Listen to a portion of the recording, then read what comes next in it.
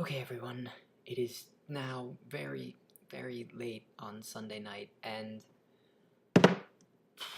I'm leaving tomorrow for England, which is, kind of cool and exciting.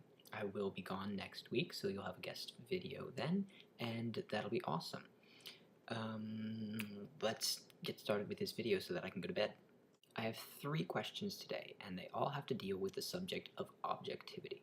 The first question is, what is objectivity? Backstory. The reason I'm asking this question is because I recently started watching episodes of Bones.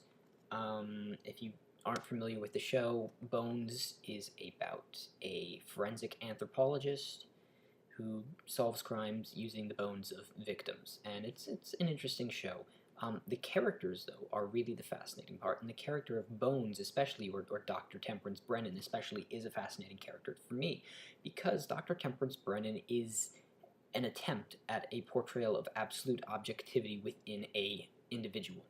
I have heard or believed for the longest time that objectivity is detachment from emotions. It's a very scientific mindset of observation, conclusions reached based upon that observation, without any emotionalism attached to it. And somebody is Gmail chatting me. In C.S. Lewis's That Hideous Strength, the idea of objectivism is talked about quite a bit through the character of Mark and through his interactions with Professor Dr. Frost, I believe. Frost? That just sounds like an evil nemesis kind of guy. The idea in That Hideous Strength, the way that Frost proposes of becoming objective, is to do things that would normally repulse you, or to do things which are not normal, or which create these emotional responses, to do things which would create an emotional response, and to repress and ignore that emotional response until you get to the point where these emotional responses that you have are simply just not taken into account, are thrown out, absolutely.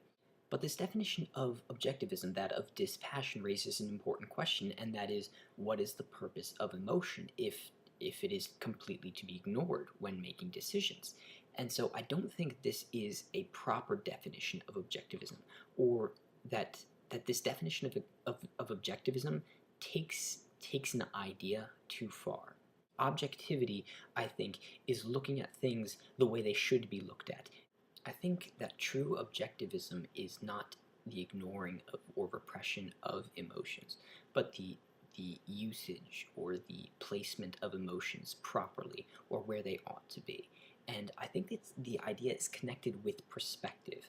I think true emotionalism or true objectivism or absolute objectivism takes a step outside of perspective and looks at an issue from all areas and from all angles. And some of those angles are emotional angles. Things are inherently emotional in nature, or there are things which are supposed to engender a certain emotional response. And so true objectivity is going to look at it from that emotional perspective, but also from rational perspective, from every different perspective. True objectivity is the abolition of limited perspective. That brings me to the second question, which is objectivity desirable? Now, based on the definition I just gave, the obvious answer is yes. Objectivity, or the abolition of limited perspective, is a desirable thing. But using the common definition of objectivity, that of dispassion, I don't think that objectivity is a desirable state. I think it is better to be purely rational than it is to be purely emotional, but I think that the best state is a combination of those two. And then my third question about objectivity is objectivity achievable?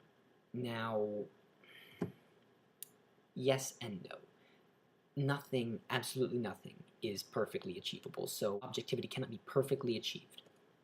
However, I think that we can strive for it, obviously, and achieve higher levels of it, which is to say, I think we can be more objective when we